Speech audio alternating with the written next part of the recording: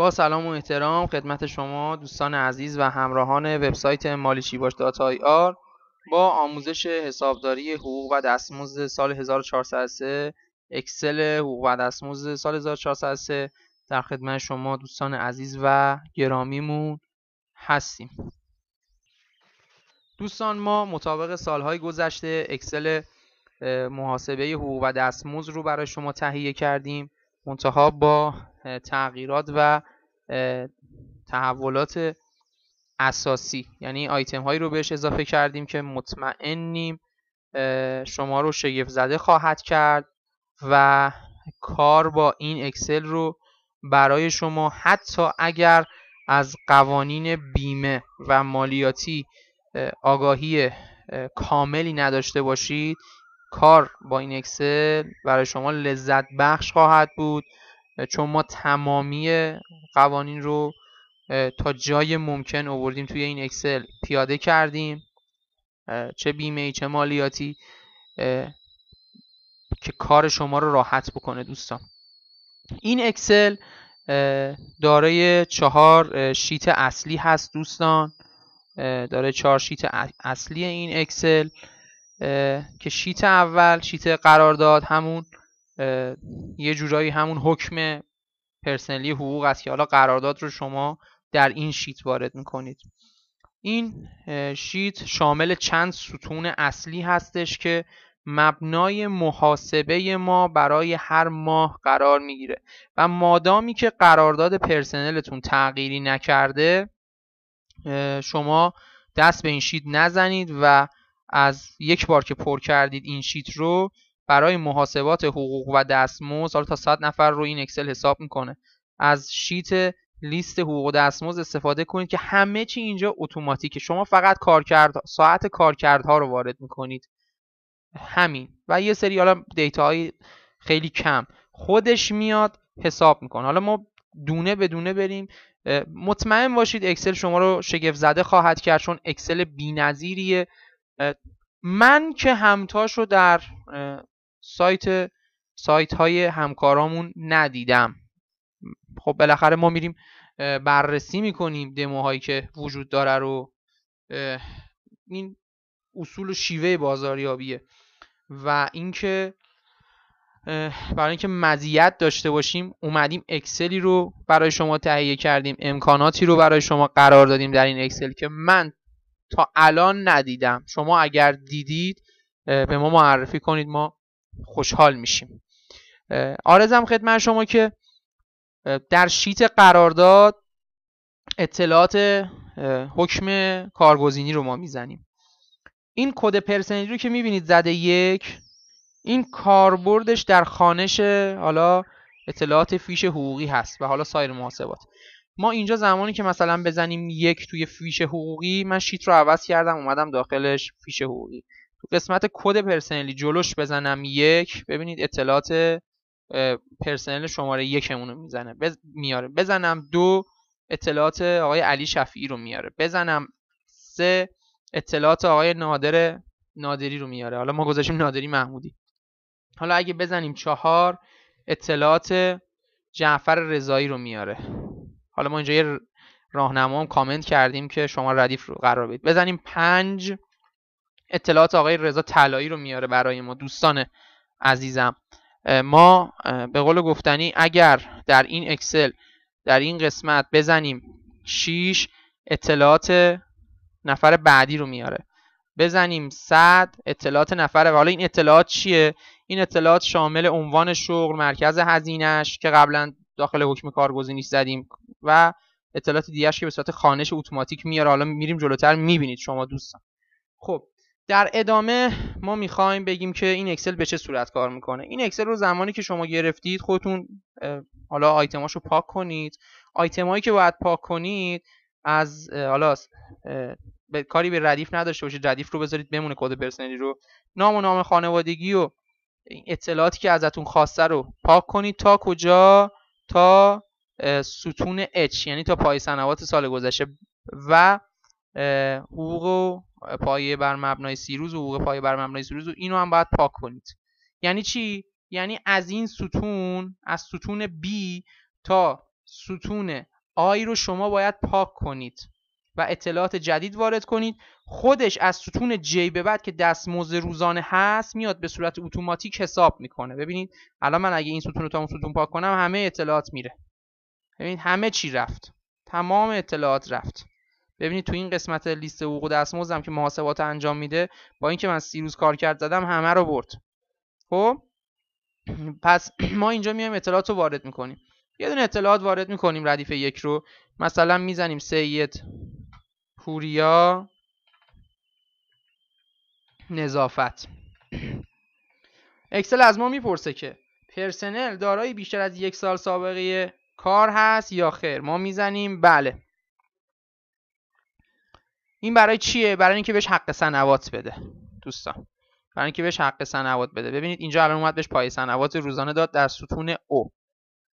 خب روزانه میاد حساب میکنه که بعداً بر مبنای 30 روز بهش بده یا بر مبنای کار کردش. در قسمت بعد در ستون F اکسل از ما میپرسه آیا پرسنل متأهل هست یا نه. ببینید ستون M برای حق تأهله. ما اینجا میزنیم 1. امسال حق تعهد به قول گفتنی 500,000 تومان حق تأهل.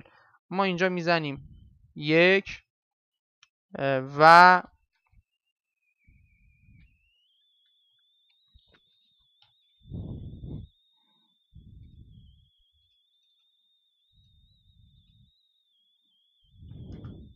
میریم جلوتر.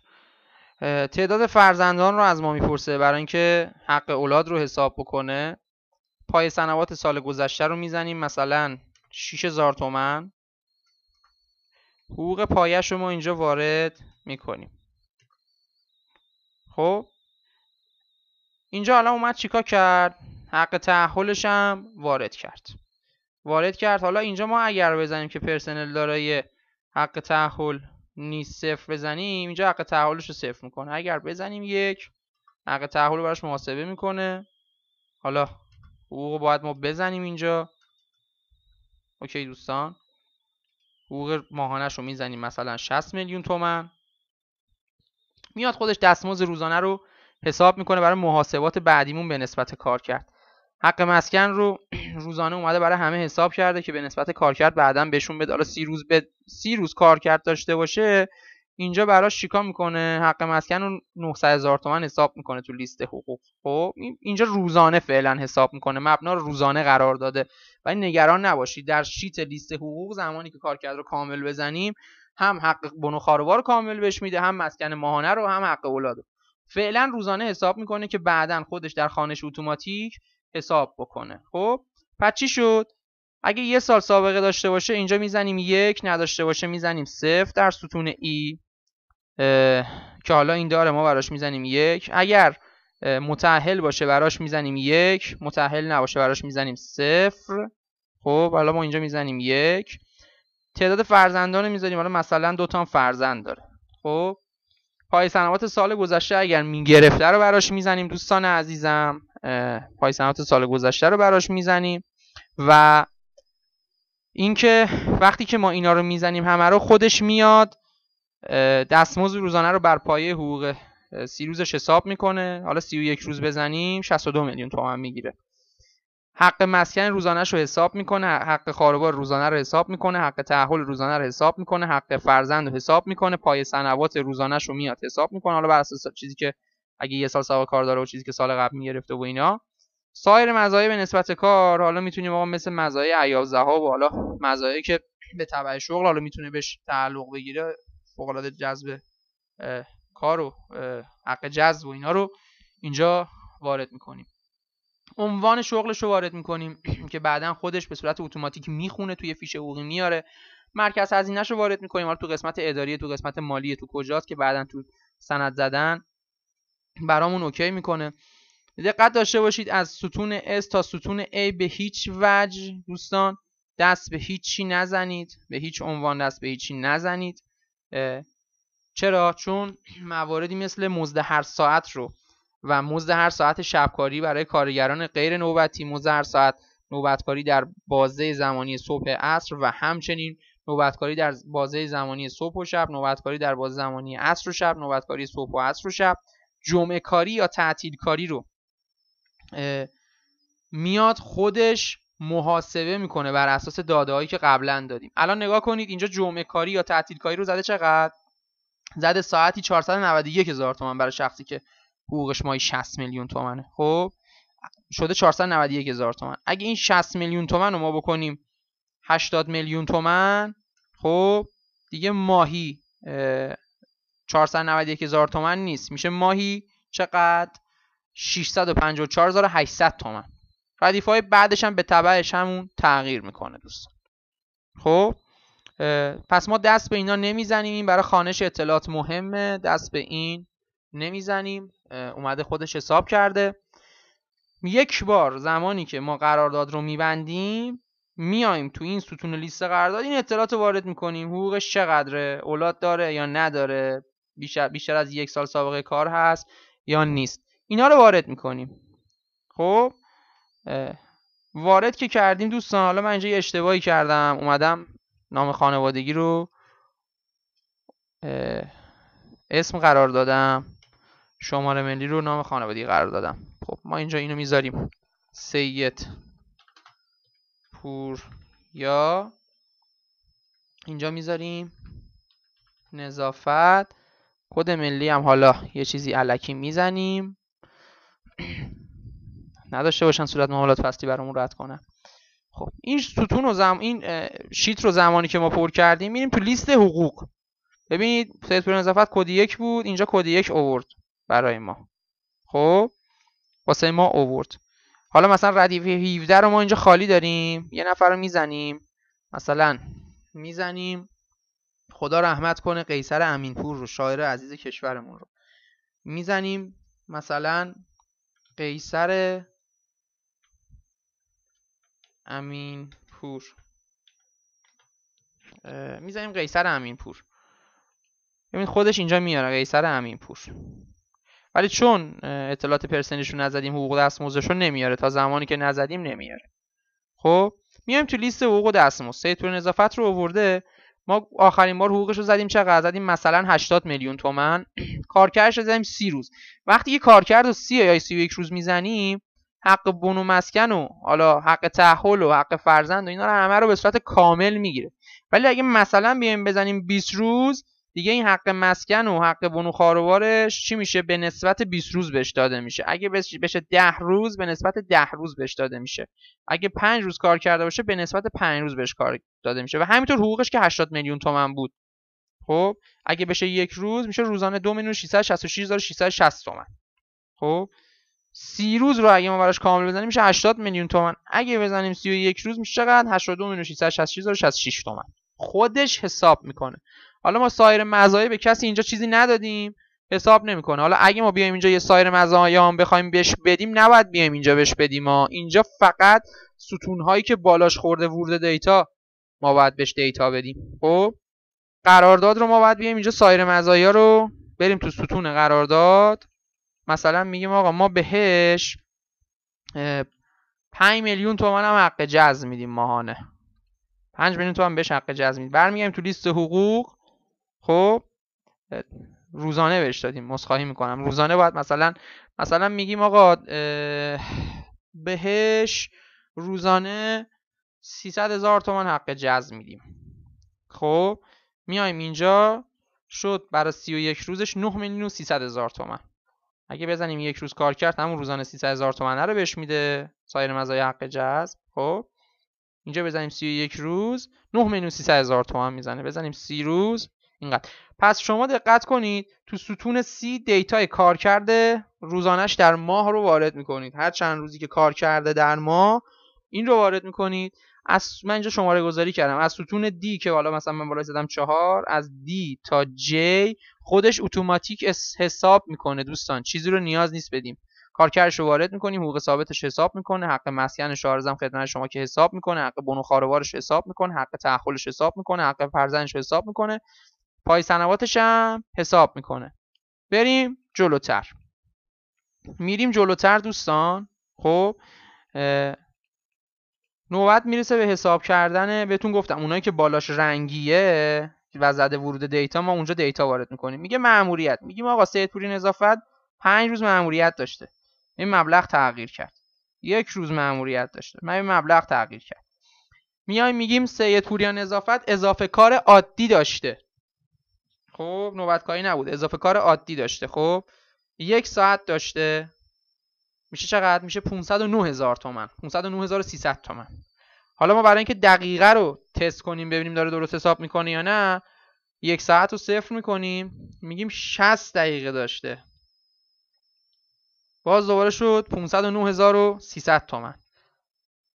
ببینید 1 ساعتش 509,300 تومانه. الان باز ما 1 میزنیم، 60 دقیقه رو پاک میکنیم، باز اینم شد 509,300 تومان. حالا مثلا 1 ساعت 45 دقیقه بوده، 891,300 تومان. رقم حقوقش بالاست دوستان، 80 میلیون تومان داره رو حساب میکنه. بقیه نه، بقیه وزارتکاری ان، داره رو وزارتکاری حساب میکنه. 1 ساعت 45,600 حساب کرده. 2 ساعت براش بزنیم، 3 ساعت براش بزنیم، بیشتر حساب میکنه به ترتیب. 25 ساعت بزنیم بیشتر میشه، 45 ساعت بزنیم بیشتر میشه. دقایق رو تغییر بدی، میزون فیکس عوض میکنه. قسمت بعدی برای چیه؟ شبکاری کارگران غیر نوبتی. نرخاش فرق میکنه معادله برابر با قانون حالا کار. یه موقع یه نفر از شبکار نوبتیه، یه نفر از شبکاری کرده غیر نوبتی بوده، یعنی مثلا حسابدار بوده وایساده تا پاسی از شب. خب دوستان اینو ما اینجوری حساب میکنیم، میزنیم مثلا 1 ساعت بوده، 2 ساعت بوده، 3 ساعت بوده، میاد خودش اتوماتیک حساب میکنه بر اساس فرمولایی که ما بهش دادیم و خیال شما جمع باشه از بابتش حساب میکنه. میریم سراغ نوبتکاری‌ها. نوبتکاری‌ها رو دوستان میاد 1 ساعت رو حالا حساب کرده، خب شده حالا مثلا 36,300 تومان. ما میخوام مثلا میگیم 60 دقیقه‌ش هم میخوایم چک کنیم، باز دوباره میشه 36,300 تومان برای اون شخص. خب 1 ساعت حالا 59 دقیقه رو حساب میکنیم، حساب میکنه هر چیزی رو که تو این ورود دیتا بزنیم حساب میکنه. ما کاری به مبلغ نداریم. نوبتکاری در بازه زمانی صبح و شب رو میخوایم حساب بکنیم، میگیم آقا 25 ساعت برای ما حساب بکن، حساب میکنه. 25 ساعت و 2 دقیقه حساب بکن، اینجوری میزنیم حساب میکنه. خب نوبتکاری در بازه زمانی عصر و شب، میگیم آقا 3 ساعت بوده، 5 ساعت بوده، 2 ساعت بوده، 25 ساعت بوده، 45 ساعت بوده، 55 ساعت بوده، حساب میکنه دوستان. نوبتکاری صبح و عصر و شب 11 ساعت بوده، 2 ساعت بوده، 25 دقیقه بوده، 11 دقیقه بوده، 1 دقیقه بوده، 25 ساعت و 36 دقیقه بوده. حساب میکنه دوستان برای ما این اکسل. طرف جمعه کاری کار کرده، خب حساب میکنه 1 ساعت.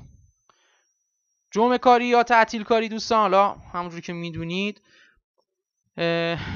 زمانی اطلاق میشه که چی، مثلا این برای اون بخشیه که توی این ستون برای اون بخشی حساب میشه که طرف جمعه رو اومده کار کرده، بعد دیگه تو هفته بهش تعطیلی ندادن، یا اومده به قول گفتنی عید قدیر اومده کار کرده، دیگه بابت عید قدیره یه روز دیگه تعطیلش نکردن، اینجا مثلا 10 ساعت کار کرده براش حساب میکنه. حالا مثلا ما میایم اینجا رو یه کنترل بکنیم، 1 ساعتش میشه 545,703 ریال، 545,703 ریال شد.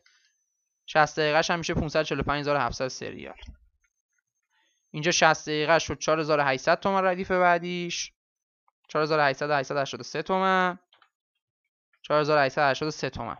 1 ساعت و 25 دقیقه کار کرده، 2 ساعت و 30 دقیقه کار کرده، 2 ساعت و 45 دقیقه کار کرده، 2 ساعت و 52 دقیقه کار کرده، 1 ساعت و 32 دقیقه کار کرده. ببینید حساب میکنه 22 دقیقه کار کرده، 12 دقیقه کار کرده، 10 دقیقه. حالا نیست، ما داریم مثال میزنیم، حالا مثلا این 4 ساعته، 5 ساعت، میاد حساب میکنه.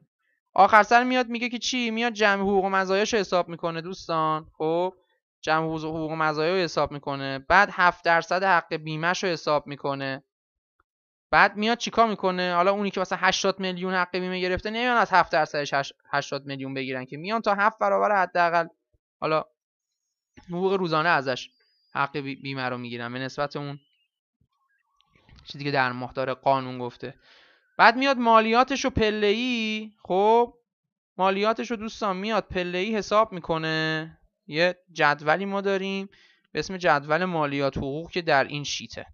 میاد حساب میکنه عدد حاصلشو میبره تو این لیست حقوق و دستمزد و در نظر داشته باشید که معافیت 2/7 حق بیمه رو هم که چی میاد توی این اکسل حالا به قول گفتنی حساب میکنه. میاد حساب میکنه و به ما دوستان عزیزم میده. میاد حساب میکنه و به ما میده. جلوتر حالا قسطی داشته باشه، وامی داشته باشه، بعد کسر کاری داشته باشه وارد میکنیم به دقیقه و ساعت. مثلا 20 ساعت کسر کار داشته، 10 ساعت کسر کار داشته، 11 ساعت کسر کار داشته، 5 ساعت کسر کار داشته، 6 ساعت کسر کار داشته، 7 ساعت کسر کار داشته، 9 ساعت کسر کار داشته، 10 ساعت کسر حساب میکنه میده. سایر کسورات وام گرفته 200 مثلا انقدر تومن وام گرفته، ببخشید میگم وام، مساعده گرفته، جمع کسوراتش رو میاد بعد حساب میکنه، روندینگ حقوقش رو حساب میکنه، خالص دریافتنش رو به ما میگه، حقوق مشمول بیمش رو به ما میگه، حقوق مشمول مالیاتش رو هم به ما میگه. در آخر سرم میاد این پایین میاد میگه که آقا جان حق بیمه سهم کارفرما 20% چقدره، 3% چقدره، کل 30% چقدره.